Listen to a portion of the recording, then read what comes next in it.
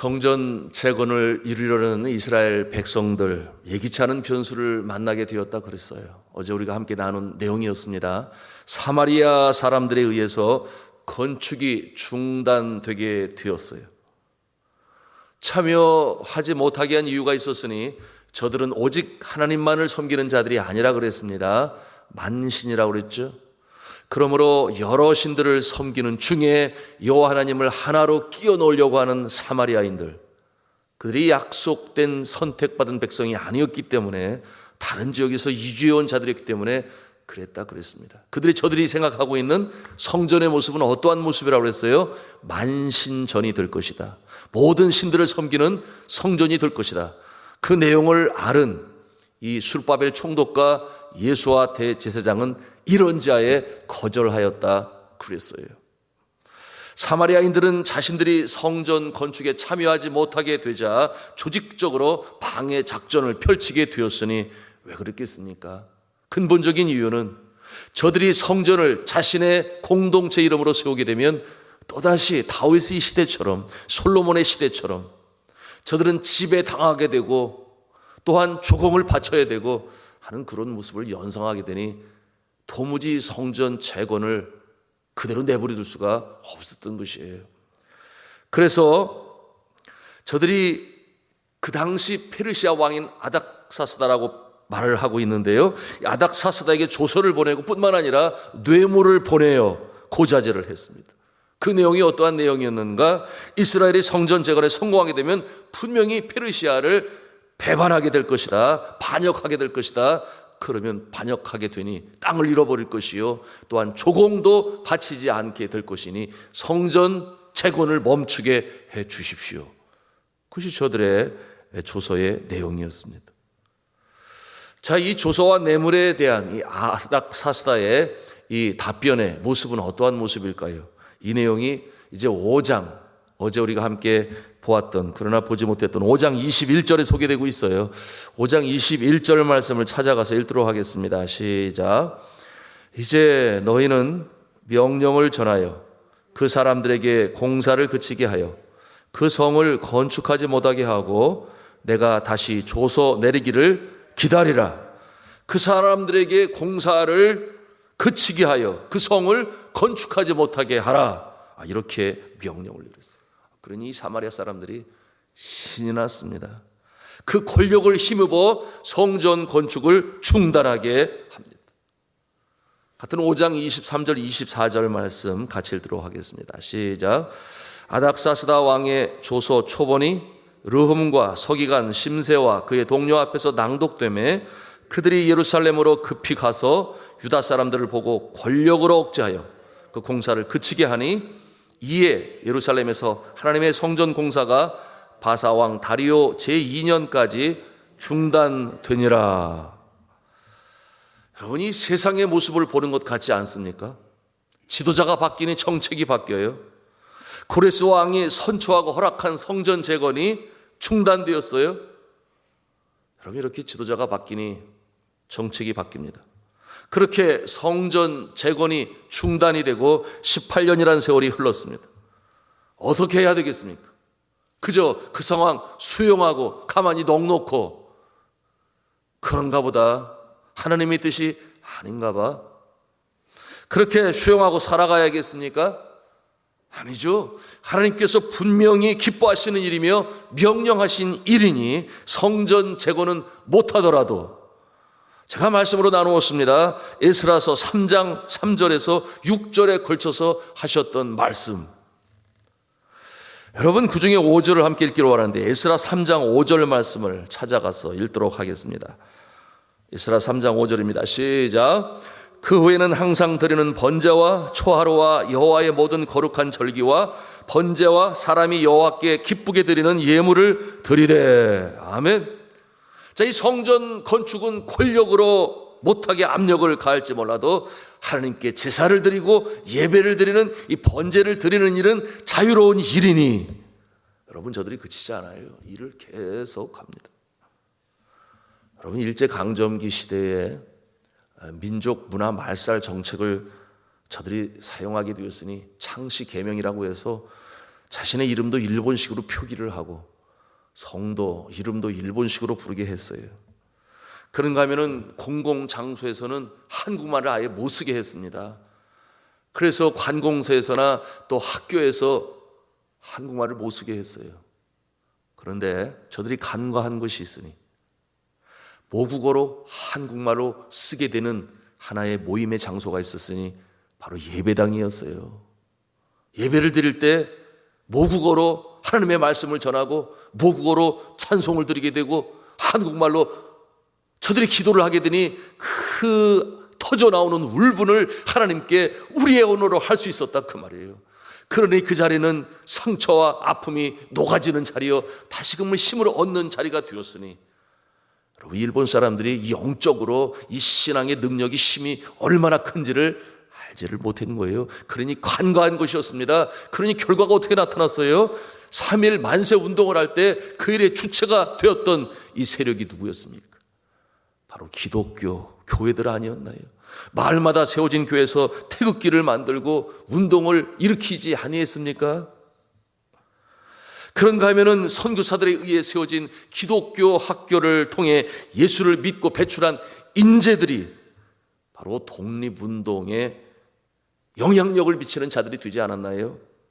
그들이 서재필, 윤치호, 유관순, 안창호, 주기철, 이상재, 김구, 이승만, 김규식 또는 조만식 장로님과 같은 분이 계신가 하면은 여러분 젊은 나이에 옥고를 치르고 결국 순교당하지만은 젊은 청년 시인 윤동주 시인과 같은 분이 바로 그와 같은 모습이죠.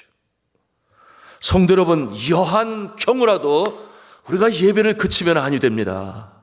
일이 안 될지라도 우리가 예배에 진정으로 신령으로 드리는 것을 그쳐서는 아니 돼요. 여러분, 교회는 예배하는 곳이죠. 교회가 예배드리지 못하면 건물의 기능은 사라지고 맙니다. 지난 몇 달 동안 코로나 바이러스 확산을 막기 위하여 정부에서 지침을 내리니 예배당에 모이지 아니하고 비대면 온라인 예배를 드리게 되니 이제는 어떻게 되었어요? 익숙해졌어요. 다른 교회 볼 것도 아니에요. 우리 교회도 마찬가지예요. 한 예배에 126명이 참여할 수 있는데 안 나와요. 물론 여러 가지 이유가 있겠습니다만은, 자, 이 일에 비판 없이 진보주의 신학자들도, 친정부 교회 목회자들도, 기독교 언론도 새로운 신학까지 만들게 되었으니 예배는 장소가 중요한 것이 아니다. 어느 곳에서든지 예배 드리게 되니, 예배 드리면 되니, 가정에서 비대면 온라인으로 예배 드리면 된다. 하나님이 받으신다. 그러면 저는 이런 질문을 하고 싶어요. 성도의 모임은 어떻게 되는 것입니까? 성도의 교제는 예배의 요소가 아닙니까? 예방은 지금과 같이 철저히 하면서 예배는 예배대로 드려야 하는 것 아니겠습니까? 그래서 확진자가 나타나지 아니하고 전파가 되지 아니하고 교회는 예배로서의 기능을 지켜나가는 모습이 하나님이 기뻐하시는 모습인데, 이제 다음 단계로 나오는 이슈가 무엇인 줄 아십니까? 예배당이 필요 없는 시대가 되었다. 건물은 필요 없다. 가정에서 있는 처소에서 그저 온라인으로 예배 드리면 되는 것 아니냐. 이제는 예배당 예배가 필요 없는 시대가 되었다고 새 시대의 대처 방안을 그렇게 주장하고 있습니다. 자, 성도 여러분, 예배는 어디에서든지 드릴 수 있어요. 맞습니다. 혼자서 가정 예배로, 구역 예배로 드릴 수 있어요.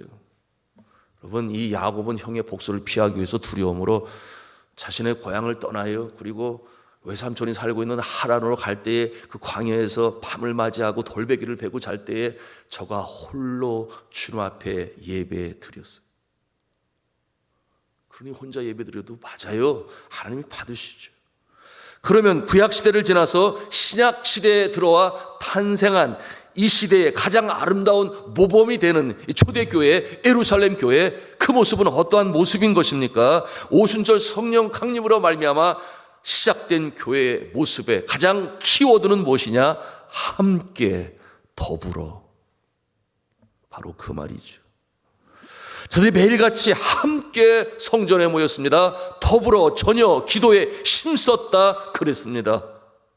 그 전통을 지키기 위해서 그냥 집에서 혼자 예배드리지 아니하고 그 심한 박해 속에서 그렇게 카타콤베라고 하는 지하 감옥에 굳이 모여서 예배드려야 할 이유가 무엇이었느냐 그 말이에요. 그런가 하면은 오늘날도 공산 치하에서 그 두려움에 망을 보면서 함께 모여 위험을 무릅쓰고 예배하는 이유는 또 무엇이냐 그 말이에요. 하나님은 뭐하러 꼭 모여서 예배 드리게 하십니까? 여러분, 성경은 내 백성이라고 말씀하고 있어요. 내 백성이. 내가 나를 위하여 지었나니 내 백성이. 여러분, 이 내 백성은 결코 단수가 아니에요. 한 사람이 아닙니다. 대 백성이라고 하는 것은 복수로 사용되는 말이죠. 여러분, 그래서 제가 누차 말씀을 드려요. 공예배는 두 가지 요소가 있으니 그게 뭐냐? 한번 한음성으로 하겠습니다. 함께 모여서 예배 드리는 것이다. 함께 모여서 예배하는 것이 공예배가 빼놓을 수 없는 두 가지 요소인 것이죠. 여러분, 아니라면 굳이 이렇게 성전을 세울 필요가 없는 것 아니겠습니까? 왜 굳이 하나님께서 성전을 세우라고 그것을 기뻐하십니까? 함께 모이라고 하는 것 아니겠습니까? 자, 이 굳이 성전을 세울 필요가 없는데 권력으로 압박하는 어려운 상황에서 무엇하러 위험을 무릅쓰고 성전을 세웁니까? 이 어려운 상황에서 시대가 변하고 있는데 두고 봐라. 예배당 시대는 끝났다. 예배당이 뭐가 필요하냐? 그래서 그러한 생각과 주장은 교회에 나가지 않고 집에서 예배드리는 가난한 성도들, 여러분 가난한 성도들이 본 줄 아시나요? 거꾸로 하면 안 나가. 그래서 교회 안 나가고 집에서 그냥 텔레비전으로 예배드리는 숫자가 점점 늘어가고 있으니 이 시대의 잘못된 신학을 어떻게 고쳐야 하겠습니까? 여러분, 그와 같은 가난한 교인들을 부추겨요. 잘하고 있다. 잘하고 있다. 여러분, 그 논리가 맞다면 왜 하나님께서는 성전 재건을 포기하라 말씀하시지 아니하시고 재건하라 명하시겠습니까? 여러분, 성전 재건이 중단된 지 18년이라는 세월이 흘렀어요. 하나님께서 그냥 내버려 두셨을까요? 아니요. 그렇게 하시지 아니하셨습니다. 그때를 기다리셨죠. 하나님의 때가 오기를 기다리셨죠. 성경은 말씀합니다. 우리가 선을 행할 때에 낙심하지 말지니 포기하지 아니하면 무슨 말이에요? 때가 이름에 거두리라. 그렇게 갈라디아서 6장 9절에 말씀하고 있습니다. 포기하지 않으면 때가 이름에 거두리라. 어떠한 때? 바로 하나님의 때가 아니겠습니까? 어제 말씀으로 나눴어요. 하나님께서는 우리 인생의 큰 일을 시작하실 때에 예배를 그치지 않게 하시고 그때를 함께 바라보신다 그러셨어요. 누구와 함께? 기도하는 자에게, 찬송하는 자에게, 예배로 제단을 쌓는 자에게 함께 기다리시며 그때를 기다리신다 그랬어요. 큰 역사를 이룰 만한 큰 그릇이 되었을 때에 비로소 하나님께서 예비하신 그 역사를 함께 이루어나가시는 이 하나님이신 줄로 믿으시기를 바랍니다. 그러니 우리가 소망 중에 오늘도 나가는 거죠. 여러분, 거짓말을 하면서까지 자신의 성공과 출세를 바랬던 이 야가 빠진 이 야곱을 성숙시키시기 위해서 그보다 훨씬 더 야가 빠진 자가 있었으니 누구였어요? 외삼촌 라반 아니었습니까? 일은 엄청 시키고 그리고 임금은 주지 않으려 하고 깎으려고 하고 몇 번 얼마나 많이 당했는지 몰라요. 그와 같은 세월이 20년이라는 세월이 흘렀어요. 그런가 하면은 요셉은 애굽의 총리가 되시기 위해서 13년의 세월을 인고의 날들을 견디며 보내야 했습니다. 그럼에도 불구하고 그 하나님을 신뢰하는 마음을 변치 아니하시니 하나님이 함께 하심으로라고 말씀하고 있어요. 그 고난 속에서도 하나님이 함께 하셨죠. 그런가 하면 자신의 민족을 구하려고 했으나 아직 그릇이 안 돼요. 궁궐에서 그저 온실에서 자란 모습처럼 누구겠습니까? 왕자의 모습으로 큰 모세 아니었겠어요.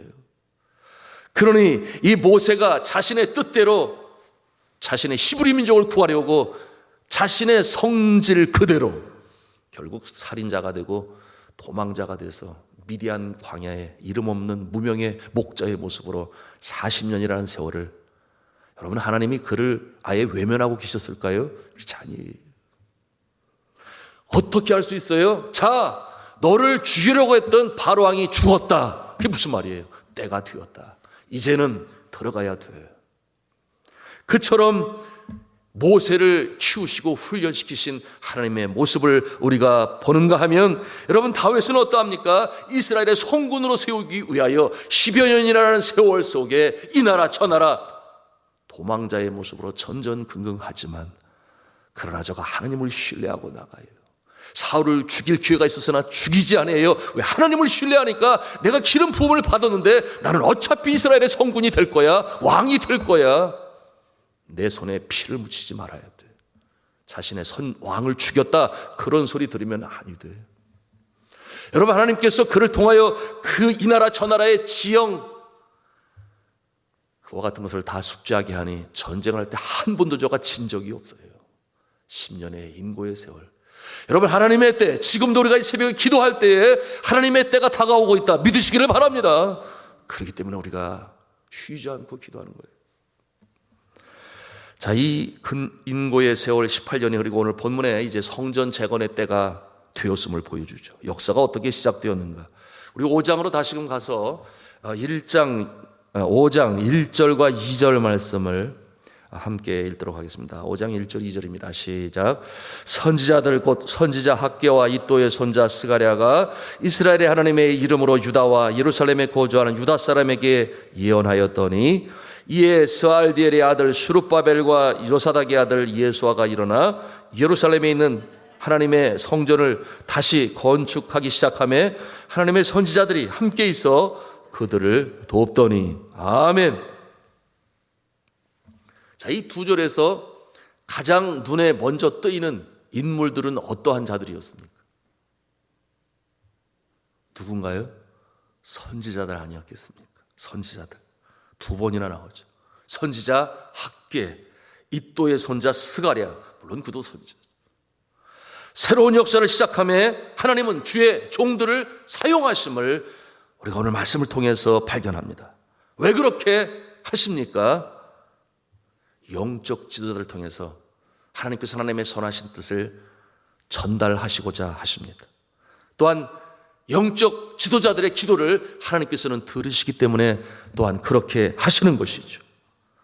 자, 성도 여러분, 여러분들께서 하나님의 영광이 나타나기를 원하여 사업을 시작하거나 개업을 하거나 이사를 하거나 이직을 하거나 결혼을 하거나 출산을 하거나 뭔가 새로운 일을 시작할 때에, 또한 일이 막혀서 진행이 부진하고 얽히고 설키 문제들로 인해 힘들 때에 어떻게 해야 하겠습니까?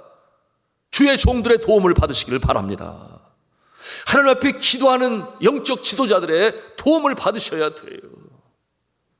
이것이 오늘 재건을 시작하는 하나님의 방법일진데 왜 우리가 실천하지 않습니까? 2절 후반부의 내용이 그런 것 아닙니까? 2절 후반부에 뭐라고 그랬어요? 하나님의 성전을 다시 건축하기 시작하며 하나님의 선지자들이 함께 있어 그들을 돕더니, 선지자들이 함께 있어 그들을 돕더니라고 분명히 말씀하고 있어요. 여러분, 주의 종들의 삶이 그러합니다. 저의 삶도 마찬가지. 성도들이 잘 되면 얼마나 행복한지 몰라요. 그것이 격려가 되고 위로가 되고 힘이 돼요. 그래서 힘들지만 다시금 일어나 주의 종의 길을 걸어가게 되지요. 그래서 감사 기도를 드립니다. 그런데 성도들이 힘들면 저도 지치고 저도 힘들어요. 그래서 성도들이 아프면 저도 아픕니다. 때로 깊은 치열로 말미암아 한두 번 눈물을 흘리며 주 앞에 간청한 것이 아니었어요. 하나님이여, 건져주세요. 건져주세요. 살려주세요. 기도하지 않을 수 없잖아요. 물론 여러분들도 함께 기도합니다. 제가 구역장 방에 올려서 같이 기도를 해요. 여러분, 엊그저께 교통사고로 인해서 이양자 권사님, 그 운전 미숙으로 인하여 차에 부딪히게 되고 땅에 넘어지게 되니 머리에 부딪혀서 피를 많이 흘리고, 여러분, 연로하신 분이 얼마나 힘들었겠어요. CT 촬영에 MRI 촬영에 뇌출혈의 모습이 보인다 해서 여러분, 혈압이 떨어지는데 올라가지를 않아서 아들이 눈물로 주님 앞에 기도하고, 그럴 때 기도하지 않을 수 없잖아요. 저리 간구하잖아요. 우리 모두가 함께 기도하고, 저는 또 얼마나 이 어려운 때에 이 아픈 일이 일어나면 또 어떻게 될 것인가. 그리고 어제 소식을 들었어요. 이 CT와 MRI 촬영을 통해서 뇌출혈이 없음이 발견이 되었으니 그것이 감사하고, 그래서 이제는 이 순차적인 회복의 단계로, 치료의 단계로 들어가겠으니 너무나 감사한데, 여러분, 주의 종은 어떤 자예요? 헬퍼예요. 헬퍼. 돕는 자. 성도들이 잘 되고, 사업이 잘 되고, 자녀가 잘 되고, 그래서 선한 영향력을 미치고, 선교를 위하여, 선도를 위하여 주님 앞에 기꺼이 많은 물질로 들여서 역사를 이루는 일에 잘 될 수 있도록 돕는 헬퍼다. 그래서 여러분들께서는 이 주의 종들을 잘 활용해야 돼요. 잘 활용해야 돼요. 그런데 더불어 여러분이 지켜야 할 것이니, 주의 종이 전하는, 선포하는 말씀도 잘 들으시고 순종하시기를 바랍니다. 그래서 하나님의 역사가 나타나는 것 아니겠어요? 오늘의 말씀이 바로 그 말씀 아니겠습니까? 그런데 참으로 주의할 것은, 정말 영적으로 깨야 할 것은, 하나님의 선지자들이라고 오늘 분명히 말씀하고 있는데 가짜 선지자들이 있음을 알아야 돼요. 이들을 소위 사꾼이라고 그러지요. 모습은 가지고 있는데 영적인 능력이 없어요. 하나님이 쓰시는 자가 아니니 하나님의 선지자들이 아닌 자들이 이 시대에도 있다. 여러분, 그와 같은 모습을 잘 분별하셨어요. 정말 하나님이 기뻐하시는 교회, 하나님이 기뻐하시는 종이 있는 교회, 여러분 최고의 축복인 줄로 믿으시기를 바랍니다. 제가 많이 부족하지만 저를 주의 종으로 생각하신다면 적극적으로 잘 활용하시기를 바랍니다. 또한 더불어 선포되어지는 말씀에 잘 순종하며 따르시기를 바랍니다. 그럴 때 주의 역사가 나타나는 줄로 믿습니다. 말씀을 맺습니다. 성전 재건의 역사가 다시금 시작됐어요. 18년의 인고의 세월이 끝났습니다. 하나님의 때가 되었어요. 그러므로 다시금 시작되어지는 이 성전 재건, 주의 종들, 선지자들을 붙여주시고 기도하게 하시고 전적으로 도움으로 성전 재건의 출발이 시작되었습니다. 여러분의 삶 가운데 이처럼 크신 하나님의 능력이 주의 때에 여러분을 다시금 세우심으로 주의 종과 더불어 승리로운 역사, 요한디시 승리의 깃발을 날리시는 복된 인생으로 살아가시기를 저는 주님의 이름으로 축원합니다.